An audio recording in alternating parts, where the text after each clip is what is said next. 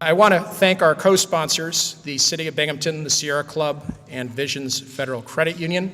I'd also like to thank Larry Kassan, Special Projects Coordinator for the Binghamton School District, for helping us along with our technical needs, and the school district itself for allowing the use of this space.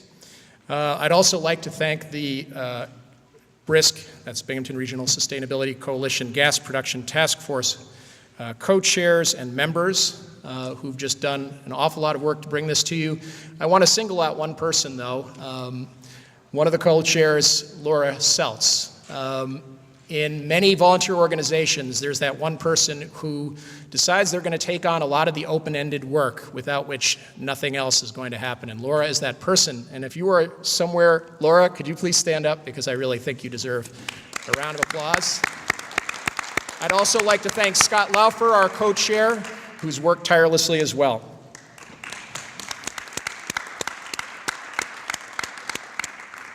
The Binghamton Regional Sustainability Coalition is not an old organization. We began in earnest organizing at the beginning of this year, and our mission is to be a grassroots, democratically run organization to increase civic participation through education and collaboration to achieve enduring social, environmental, and economic well-being, which sounds very, very nice. We have in our plans to work on local food systems. We want in the future to work on all kinds of issues, including green economy, green retrofitting, zero waste, and the list goes on. Like many of you, this summer, all of a sudden we became aware of something that had been going on very quietly in our midst, the leasing process for gas production. And we realized that without doing something to understand this issue and advocate for health, safety, and environmental protection, many of our other areas of this mission would be moot. So like many of you, we worked hard to try to understand what was going on, and we availed ourselves of the expertise of many people in many fields. Some of those are here before you tonight. BRISC wants to become a source for sustainability training and education, to help promote existing sustainability efforts, to be a center for networking and coordination and an advocacy group that builds community support for public policies that further our mission. And in that last and in our educational mission, this is really a critical moment. As you all know, the process of regulatory review, known as the scoping process, is starting soon. There will be hearings at Broome Community College on November 17th at 5:15 p.m. This will be mentioned again. I urge you all to attend. That's not the end of this story, but it's an important moment in this story, and you'll hear more about this. BRISC itself has been working very hard on this issue in the short months we've been involved.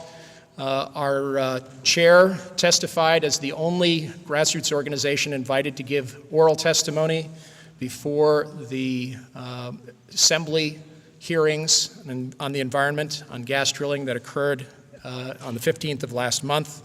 We drafted a working paper, a position paper, that we've circulated there and in other places, and we'll be giving testimony on the 17th. We also have put information on our website, binghamtonsustainability.org, and we'll continue to do so on this. The bottom line for us is this.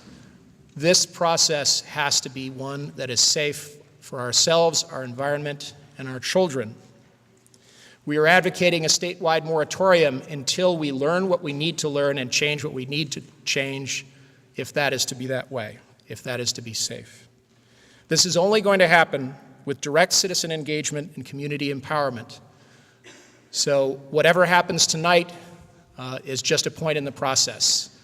I've learned enough myself to know that unless the men, women, and children of our local communities themselves become engaged in this issue and work on this issue, it is not likely that what happens will be what we need.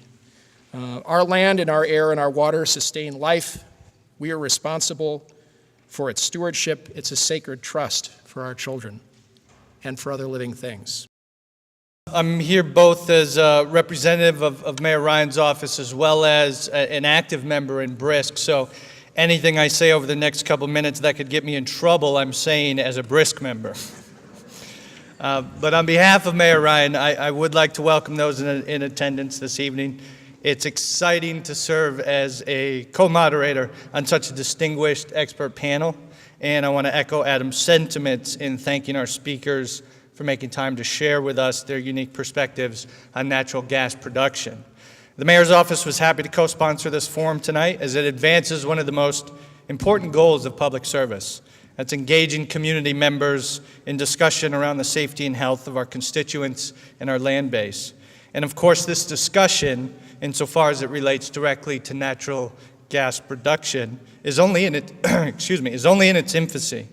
If we are to use other communities as a barometer, we can expect this issue to drive regional discussion for not just months or even years, but for decades to come. So it's unfortunate then that we already see the usual tired tactic of expressing this issue as an either-or phenomenon. It's as if either you've already drilled drill baby drill on your tattoo drill baby drill on your chest, or you're hatching plans to chain yourself to a tree. It's an inflamed characterization. It's promoted both by lazy media and by the thin minorities on polar opposites of a very long continuum, and it does our region a disservice. So as was expressed very well in a letter to the editor this morning by Laura Seltz, who had mentioned a key organizer of this forum, and this is quote, "Those leasing land care a lot about our land base, protecting property values, and safeguarding the health of families and neighbors. And those not leasing land care a lot about the hardship many rural residents face, the economic prospects of new industry, and the need to innovate or tap domestic energy sources."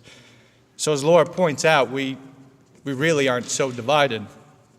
If there is a division to draw attention to, I'd point my finger elsewhere, and that's to the yawning divide between the priorities of Washington and the needs of communities all across this nation.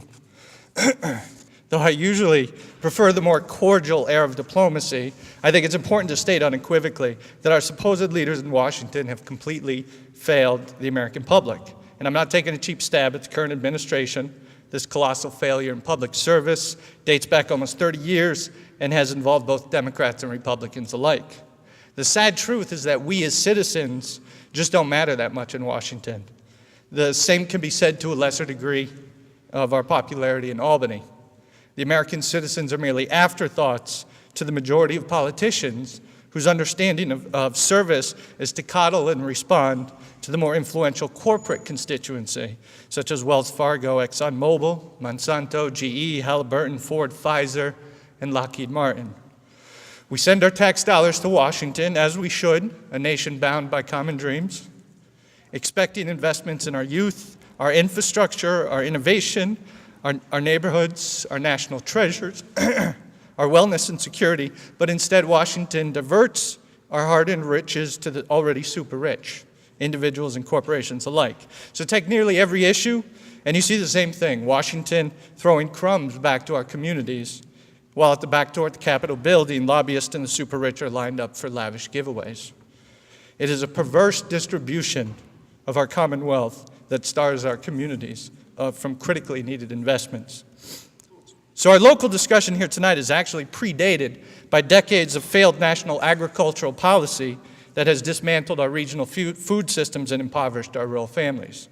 By decades of failed national economic policy that has passed over the small business sector and saddled upstate New York and the entire Rust Belt with some serious challenges.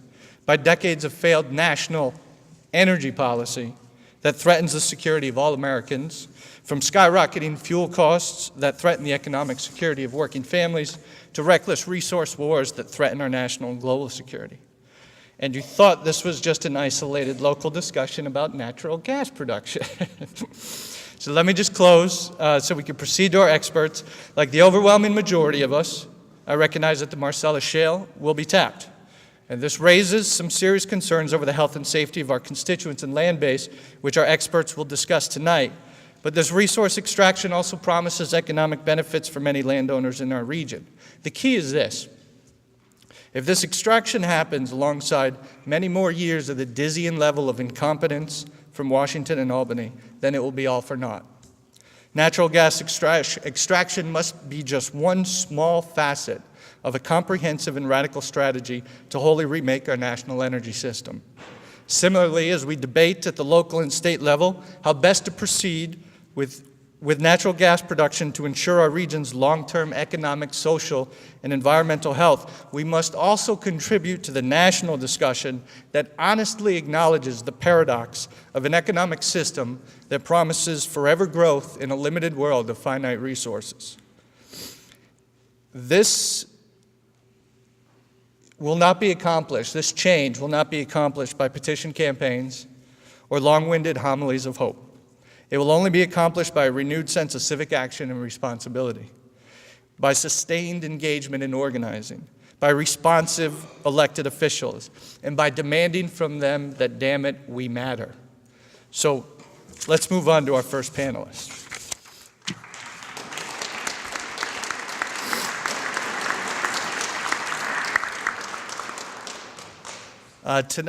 We did establish an order, and we had an earlier discussion this morning with municipal leaders from the area, and it was very productive. So we're going to follow that similar order. First, coming to us from the Sierra Club is Roger Downs. He's a conservation associate from the Sierra Club Atlantic chapter. He has a strong academic background and many years of community activism in ecology, environmental law, and environmental impact analysis.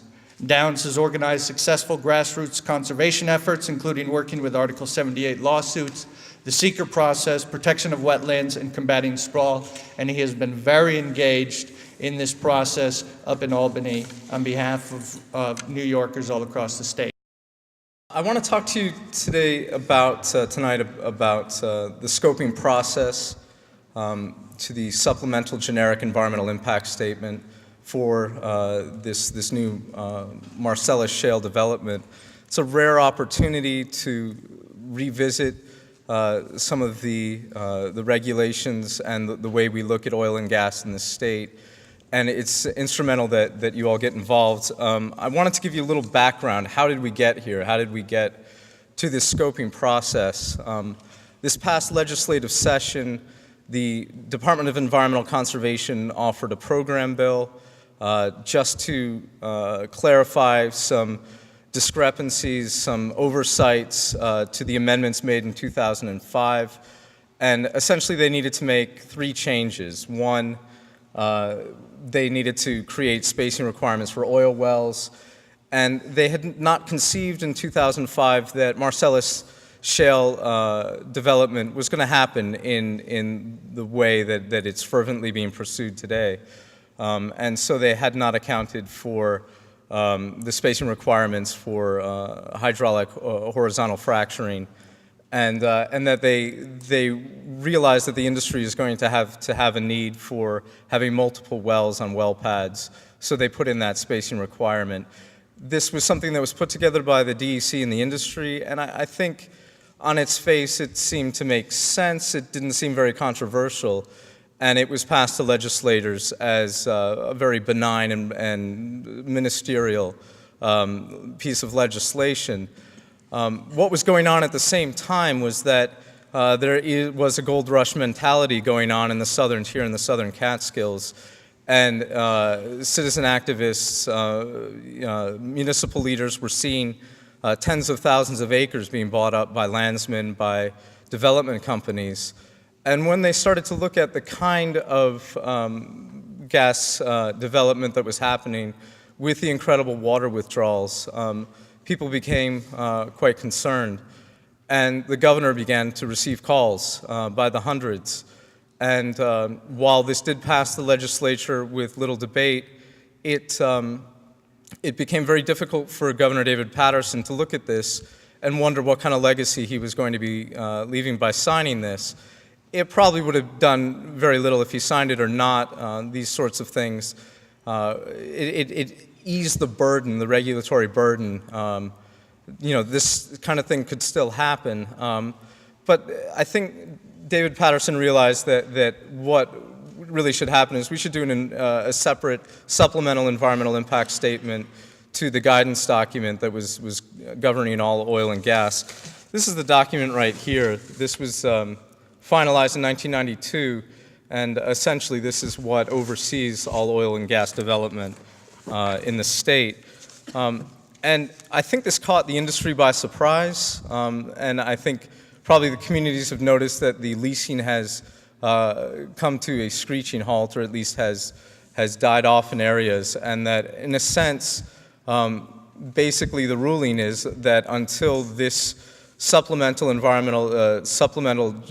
generic environmental impact statement is finished, it is sort of a moratorium on any new wells in this layer. So I think the industry is watching very closely to see how this all goes. And the first step in this process is scoping. And I forgive me if some of you are aware of the SEQRA process, but essentially on November 17th there will be a scoping hearing here. Scoping is the process by which the department frames out the skeleton of this study and essentially says what they'll be studying and what they won't be studying. And it's tremendously important that the public gets involved and you ask questions. And you try to broaden what is looked at, that you ask the hard questions of the DEC, and basically expand as far as you can the scope of what they'll be looking at. And I've been involved in a lot of campaigns to get environmental impact statements for projects. And we all rally around it, and everyone shows up to the scoping hearing, and everyone sort of says, I'm against this project, but doesn't actually contribute substantive questions or doesn't ask for specific aspects of things that they'd like to study. So again, when you come on the 17th, and I encourage you all to go to the DEC's website. You can download these documents if you want to look at the original guidance documents. And, but it's a 45-page scoping document, but really look at what they're studying and see if your concerns are met by that. And I'll be going over some weaknesses I see in the study, some strengths, and perhaps ways that you can further get involved. But basically, ask substantive questions, limit vague and value-based opinions, identify areas not covered by the draft scope, and describe methodologies for how information should be gathered or analyzed. And I think that that's important. Help the DEC say, it's not enough that you do a literature review on endangered species. We want field studies. We want you to go out and really, probe some of these questions and challenge baseless and unsupported assertions.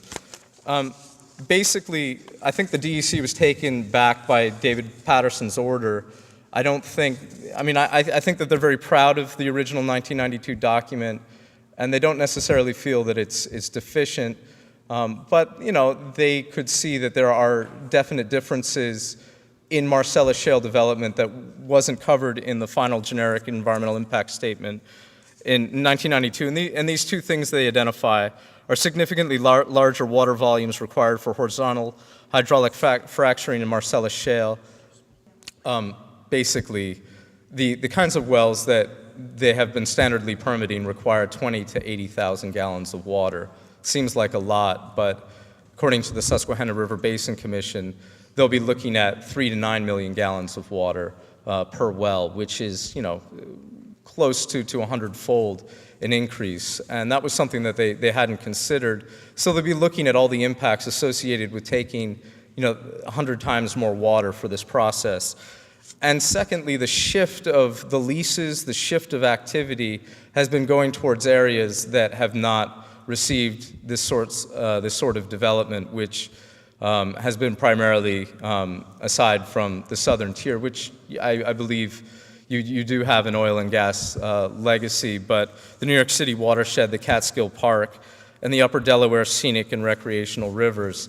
I don't think this necessarily helps you out here. I think there is a lot of political will to have bans in place in the New York City watershed, and we really have to concentrate on how we are going to protect the southern tier. but that's been the main thrust of their focus. They did outline certain points that they will be looking at, and I'll just generally summarize. Again, water withdrawals, transportation of water to site, use of additives in the water to enhance the hydraulic fracturing process. There's been a lot of concern that you'll hear later about, about the frac fluids and the toxicity of it. Space and facilities required at well sites to ensure proper handling of water additives, removal and disposal of fracking fluids, noise, visual, and air quality impacts, cumulative and community impacts.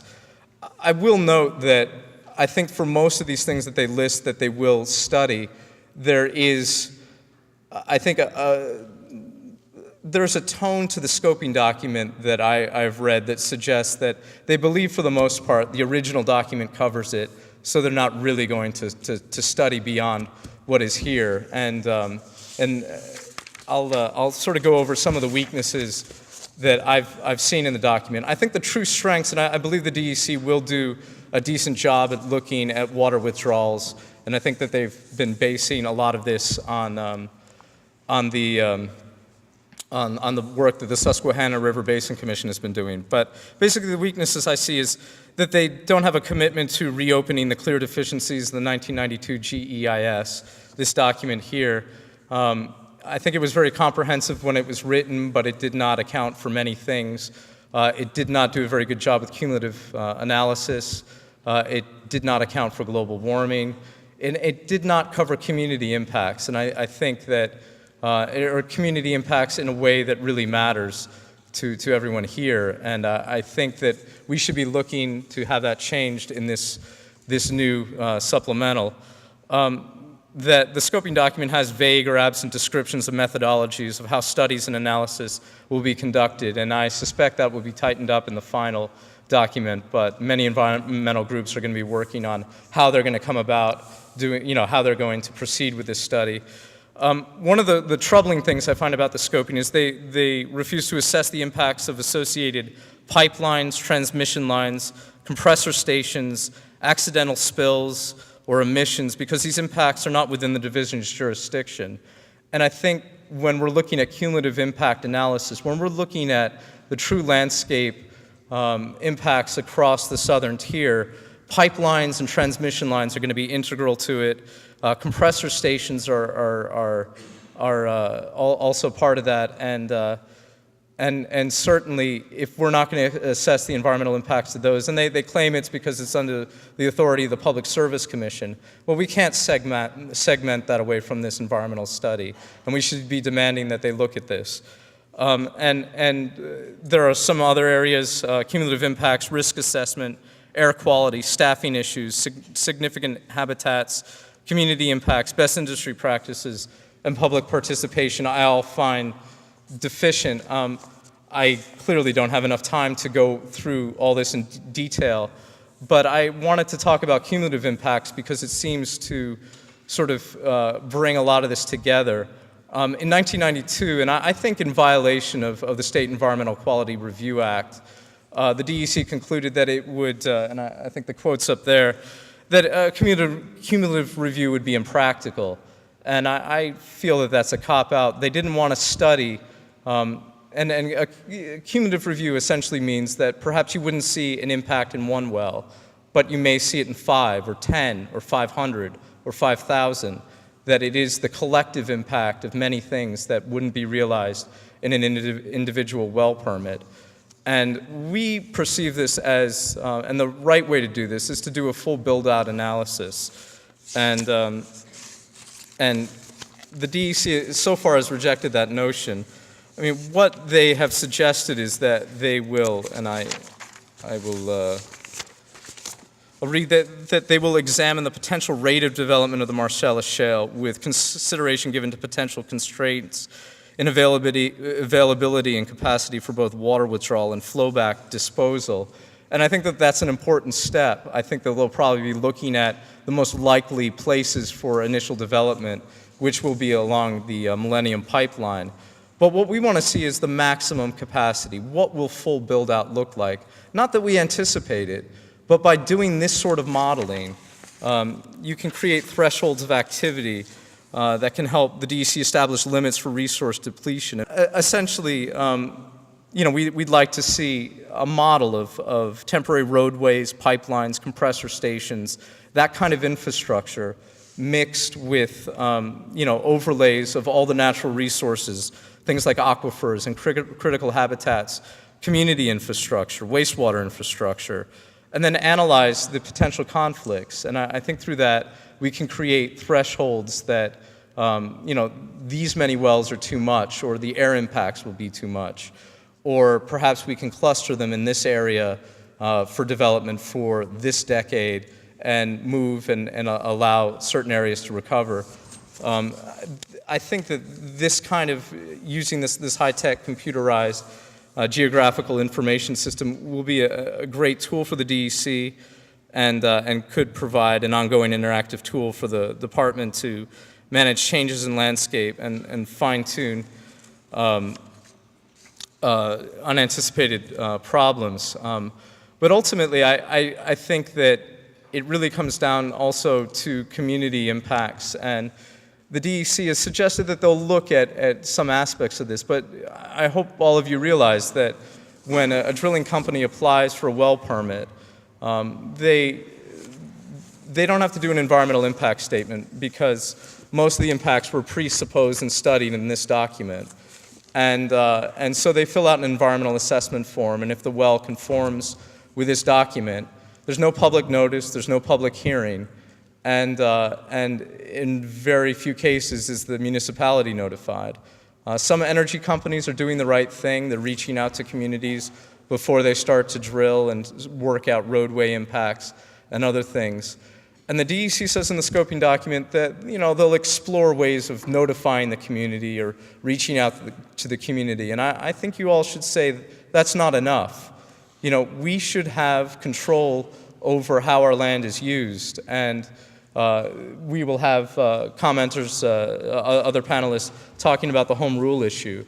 But I think you should be demanding more ways to interact. So please, download the document and study it and provide substantive comments, because this is a rare opportunity. I mean, the last time we had this opportunity was in 1992, and I think the public can have a great impact. So thank you. Thank you, Roger. That was a great way to frame the rest of the discussion this evening, and the panelists will be touching on certain aspects that might be interjected into the scoping process or things that we'd want to consider. Something that I failed to mention earlier is when you all walked in, you were given index cards, and what we'd like to do is immediately following the panelists, we're going to engage in a Q&A session. Because sometimes when you have these forms, people want to use the microphone as a way to make really long-winded statements, kind of like I did earlier. And we want this to be a Q&A session, so if you write down your cards, we're going to have people coming by in between every panelist. So just raise your hand, and our volunteers will be walking up and down, collecting the questions, so we can proceed through them quickly at the end.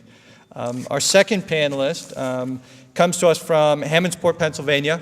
Her name is Rachel Treichler.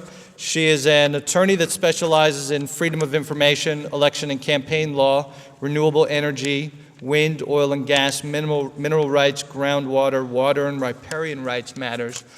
She has also been involved in what she'll share with the local sovereignty movement and talk about truly what powers do communities have in these issues that deal with the safety and health of their constituents. So please welcome Rachel Treichler.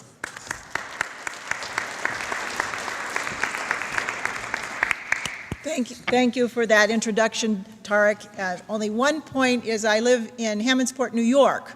So I do live in the same state, and also in the southern tier. Hammondsport's about 100 miles west of here. And as I drove here this afternoon, I got a chance to look at our beautiful hills, to think about the 1,500 wells that is estimated may be drilled across the southern tier, to think about the 2 million gallons of water per well that may be used to break apart the shale. The shale that I thought about getting thicker and thicker under my feet as I drove here to Binghamton, which is sort of at the epicenter of the shale here in our state, because it's so thick here.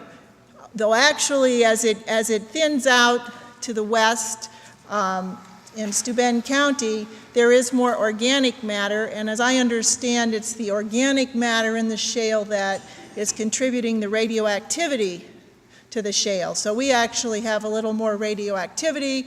It's probably why Steuben County has one of the highest incidents of radon gas. We already have that in our area.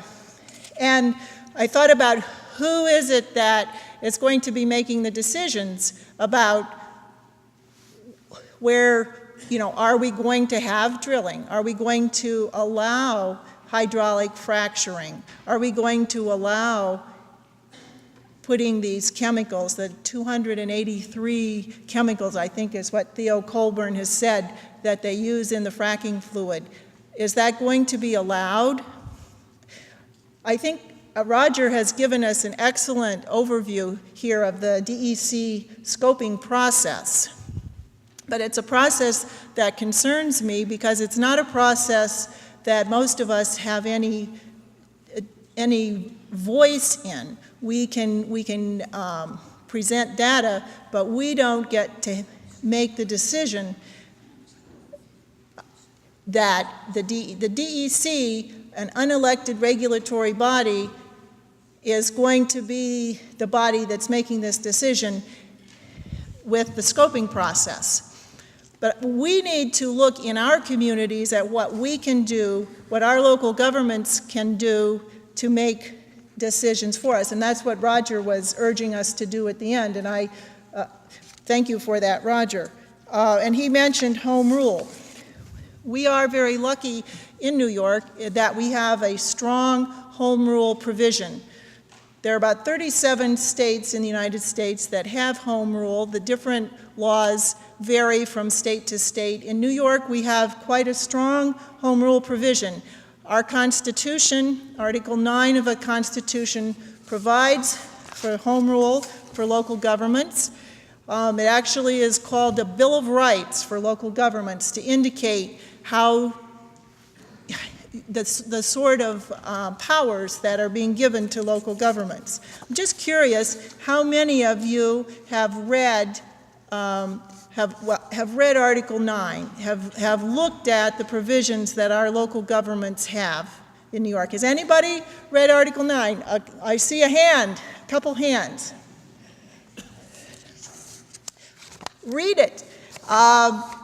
If we are going to help our town officials exercise the rights that they have been given under Article 9, we need to know what is in that provision. Home rule in New York has a long history. Actually, the first home rule provisions appeared in our first Constitution in 1777.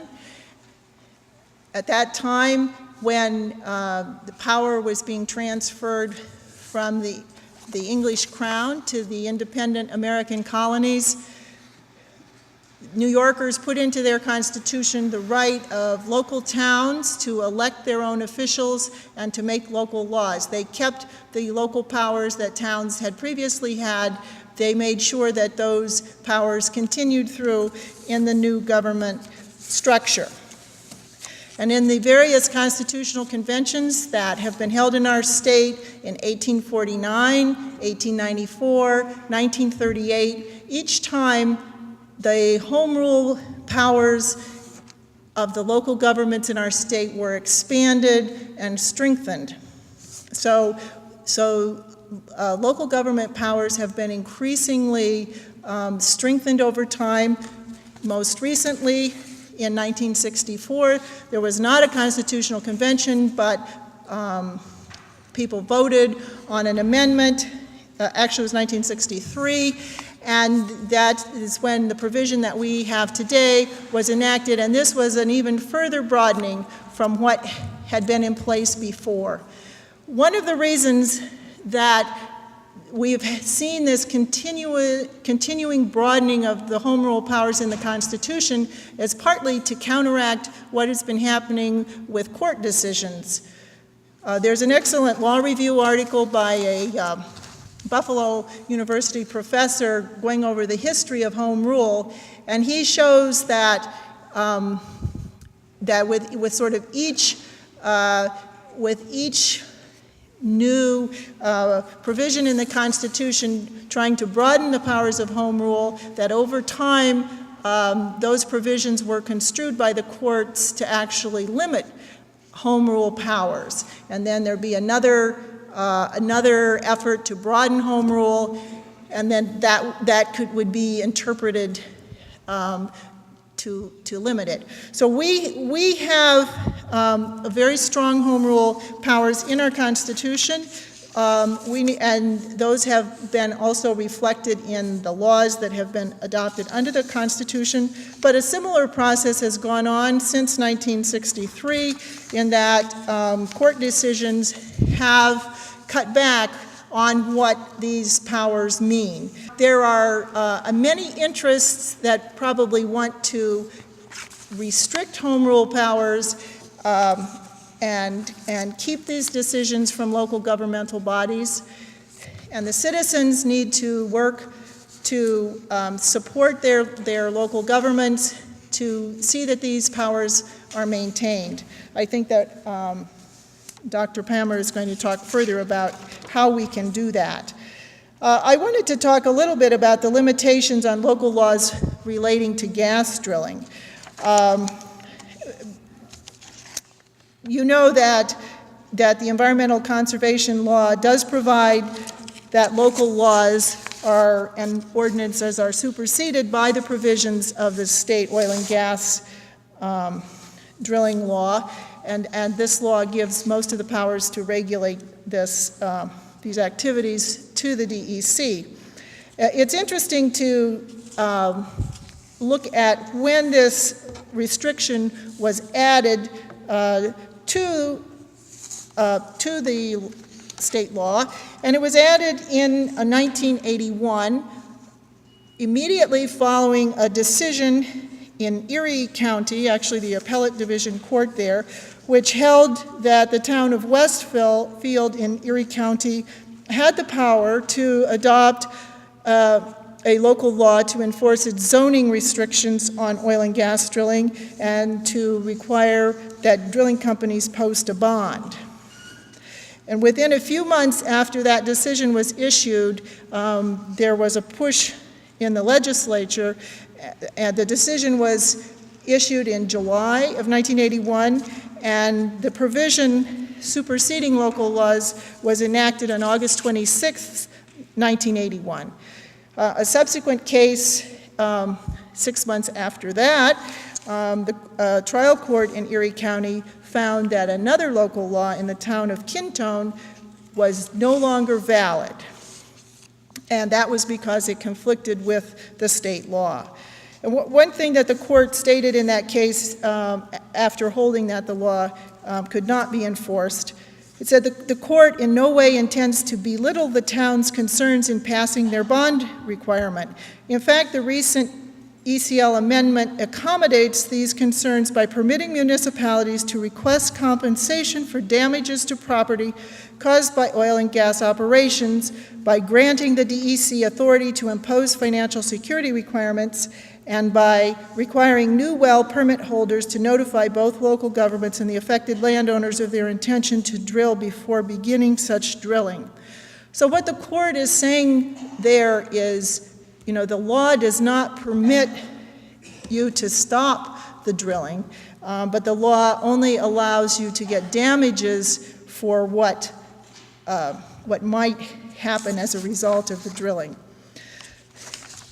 Now, there is a movement that among different towns and municipalities across the country, a movement I call the local sovereignty movement, where citizens feel that as citizens in a democracy where the people are supposed to make decisions, that decisions should in fact be made at the local level, and our local governments have an inherent right to make these decisions.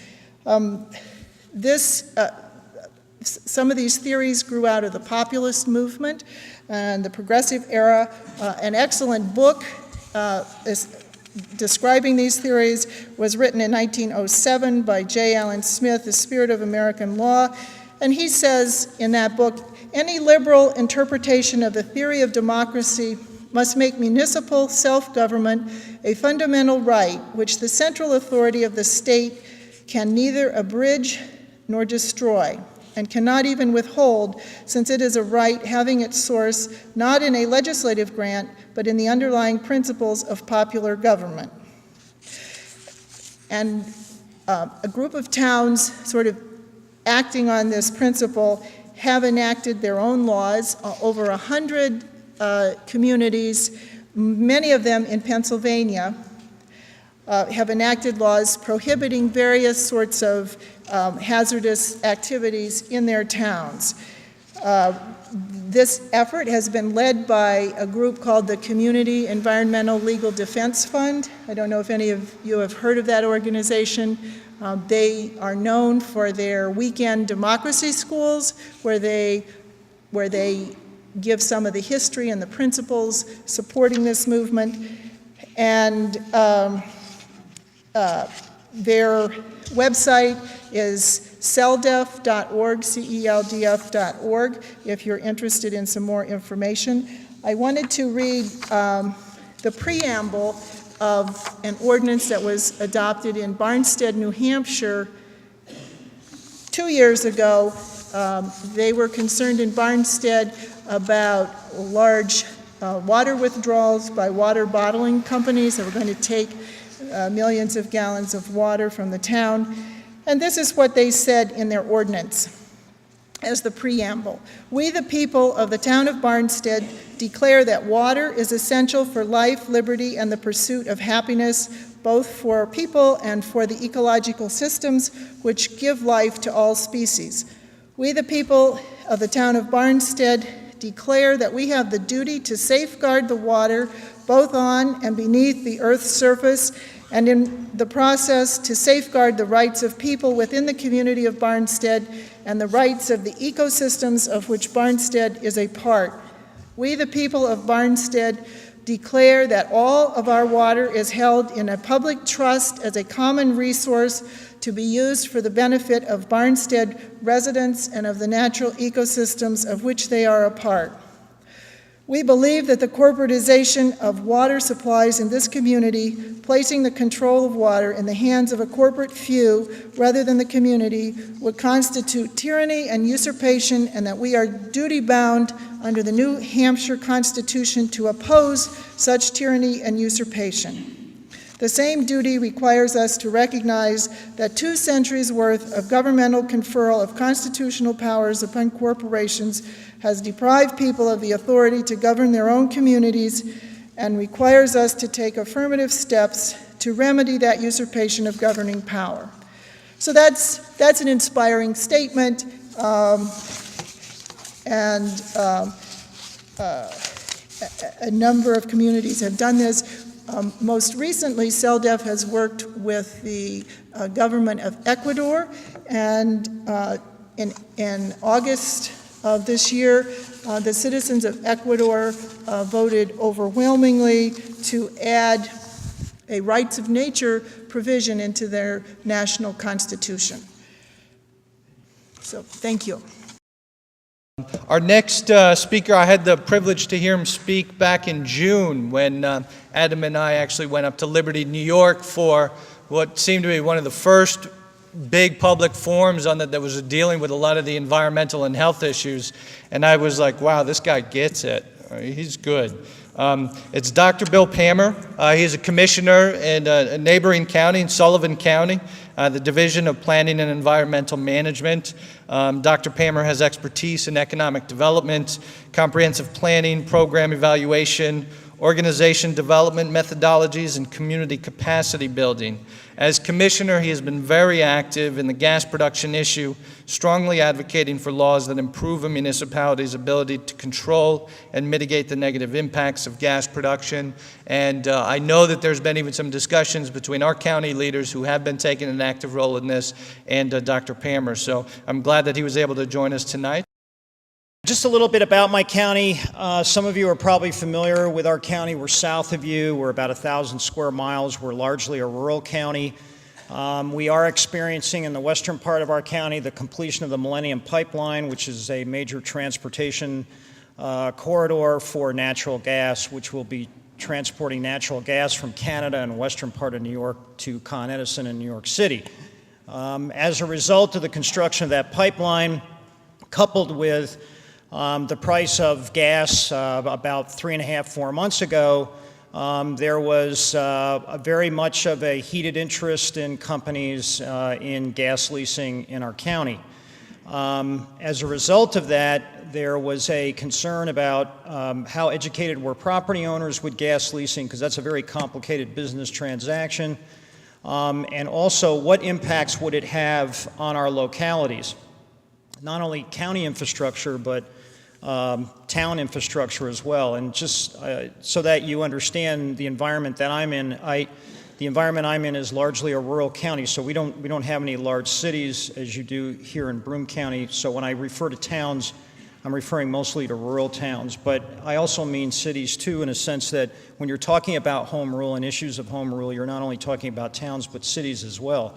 Subsequent to that, part of the mission of my division is to provide technical assistance to our towns, because the irony of home rule is that while New York State gives broad-basing policing powers to small communities, they lack the technical capacity, and that's where we come in.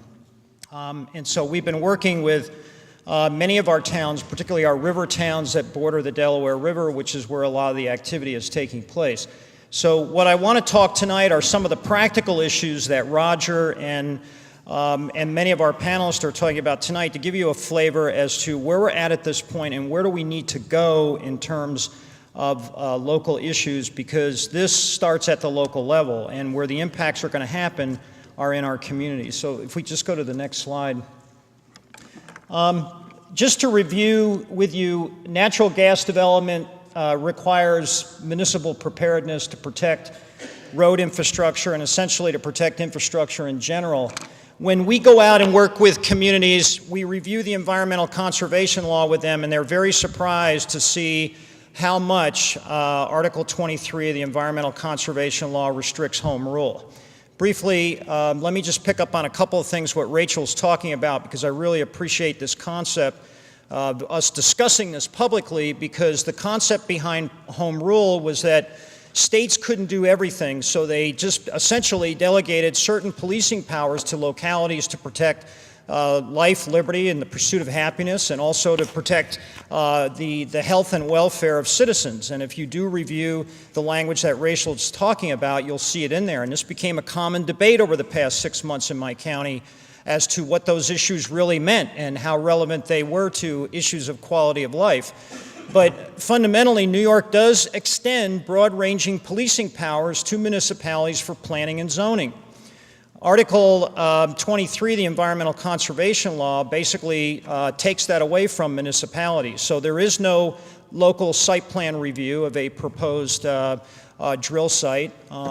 There is no written authority that allows a locality to write in their zoning code where drilling is to take place. So, and Bruce may touch on this when he talks, but you're looking at drilling being an industrial activity that is going to take place in rural residential areas, ag districts, in close proximity to neighborhoods. As we've been doing our research, we've been reaching out, and Bruce again may make some references to this, to other areas throughout the United States. We've reached out a lot to Fort Worth and Denton, Texas, and a lot of the issues that they've had to deal with is not only the impacts on rural land use, but the impacts on urban land use as well. And we don't even have the ability to control setbacks as well. So much of this is in the hands of the DEC. So the only thing that the environmental conservation law does provide to localities is control over roads and real property. So essentially, we're helping municipalities really look at the practical issues of what do you have control as it relates to roads. So we're taking this on two tracks. We're saying, okay, let's look at what you can do, and then let's look at where we need to go. So let me just focus on a couple of things as to where we're going and what we're doing right now. In this diagram, I've listed basically three circles that overlap one another. You'll see in the center it focuses on the review of the draft supplemental generic environmental impact statement, pretty much what Roger was talking about before. And I would encourage you, in the brochure that you have here, there's the DEC website. Please go to it, download it, and review it. If you want to get together with groups of individuals, I would strongly encourage you to do that. My division, my staff, we're reviewing it, and we're reaching out to people in our community to come into our office and sit down and brainstorm on this too. So I would strongly encourage you that you do that. As we do that, in working with our municipalities, we're also having them focus on a road management assessment strategy as to what can you do under the current law right now, and we're also monitoring leases by parcels. Many of my towns do not have GIS capabilities. We do in my division. So with our GIS technician, we're actually mapping out where leases are being signed. We go to the county clerk's office, we do a search by easement. You can get the section, lot, and block, and we essentially do plot those. And we're fortunate enough where most of our tax parcels are digitized in our county, and we plot them, and then we break it down by town, and then from that we link that to the road management assessment, which essentially says, okay, if you have a cluster of parcels, what truck route do you essentially want to map out? Where do you want your truck traffic to be and concentrated? If we go to the next slide.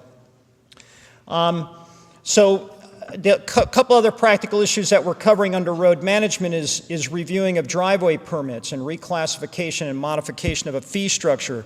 I was surprised that many of our communities do not break out their driveway permits by class, be it residential, commercial, or industrial. Again, we're a highly rural county, so essentially what you're doing is you're trying to take communities and really bring them up to some of the practical issues that they need to address. So what we're doing under the driveway permits is creating an industrial category, because this is an industrial activity. And then essentially what we're doing is we're breaking out criteria, which I'll cover in a minute. Designation of truck routes, which I said before. I know I'm talking fast. I'm trying to be cognizant of time, and I'd be happy to cover these during Q&A and also follow up with any emails that you have. Requirement of a road repair agreements. This, I think, is very important, and I think that on the frontier of changing legislation, in my opinion, this is going to become necessary for the New York State Legislature to make this a requirement, because if you look at the profile of companies right now, some of them do get overextended. Chesapeake got overextended and flipped their leases. So what that means in effect is that if you're going to do this on an individual or ad hoc basis by town with a company and they sell a lease and you have a new one coming in, basically you're going to have to start from scratch again. And I know that many of my town supervisors, and it's a part-time job yet a full-time job, they don't have the time to do that or the capacity to do that. So the state is going to really have to digest this and really make this as part of the home rule package or inventory for municipalities. Linked to that, there's been discussion about seismic testing, which can really take on a whole different venue in of itself, but fundamentally the discussion that we're having right now with towns is that as you're deliberating over your strategies that you have under the environmental conservation law, you might want to consider a moratoria on town roads on seismic testing on your roads because of issues related to property rights, particularly if your roads are an easement. And this is really requiring our municipalities to go back and study the history of their roads, because two fundamental questions come up on roads. Simple things that you can take for granted, but they're very important questions. One, are your roads easements, or do you own those roads? Those are two very critical questions, and I'll get into those in a moment. And finally, a road assessment study to determine the recovery of impacts. That last point really links with the road repair agreements, because basically what you're going to get into is, what is my actual impact? What is the actual impact on roads? And how is that attributed to truck traffic related to gas drilling? And to come back to Roger's point about the the supplemental generic environmental impact statement, you know, the issue of truck traffic as it relates to community character and community impacts becomes very important.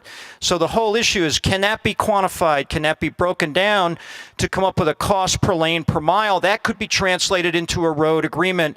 And I'll talk about that in a moment. We're seeing that in other communities throughout the United States, but the methodology needs to be broken down for basis of a justification. If we go to the next slide.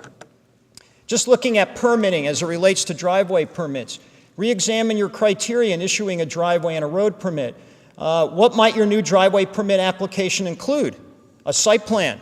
I know that in many of my towns that we're working with right now, a site plan is not a requirement for a driveway permit. And while under the current law, municipalities are precluded from site plan review, you could make it a requirement under the existing environmental conservation law. It doesn't mean that you're going to be able to put conditions as what they're going to do, but essentially you would know up front what's going to be on the property, what's going to be on the parcel, and where it's located. And this is why the mapping of the parcels become very important as well. Photographs of proposed driveways, a clause of a certificate of insurance, and finally, looking at elevation and slope. All new construction applications provide copies with an elevation of when the driveway enters or exits the properties, and also have a survey or engineer's report.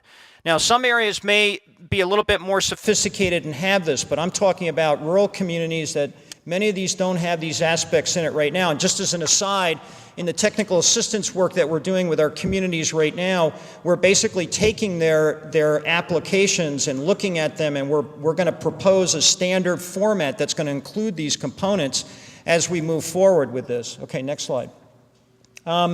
Repair obligation, designation of truck routes, and this can be based on GIS mapping of leases and potential drill sites, videotaping of truck routes at the operator's expense, and a provision of a cash bond or a letter of credit. And again, as I said before, that the repair obligation agreements should be mandatory, and they should be linked with a road assessment analysis of impacts. Okay, I got 5 minutes. Next slide. Pending issues for municipalities. I think that the road repair agreement should be provided in any new legislation that the next session is going to consider. Road impact assessments should be considered as well in areas where gas drilling takes place. In other words, it can document the true impact. Gas companies get somewhat defensive about this, and I know this because I've had some discussions with them in our county, and they've been constructive discussions, but their situation is this: we're being singled out, and essentially the argument that I make is that yes, but you essentially have certain privileges and exemptions that other industries don't have. You're exempt from the Clean Air Act, Clean Water Act, Clean Drinking Act. You're exempt from local zoning. So why not understand what your impacts are going to be? And essentially, how many one-way trips are they taking in a particular drill site, and given the routes that you're traveling? And provide a rationale for cost recovery. I think, next slide. This table right here, it may be difficult to see, and I apologize, but basically this provides sort of the anatomy of a methodology that could be used for cost recovery for municipalities. And actually, this was taken from the city of Denton, Texas. This is actually water being hauled into one drill site.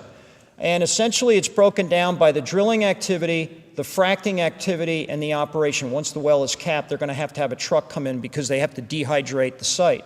But essentially, over in this corner, you'll see one-way road truck trips. And here's the weight of the trucks right here.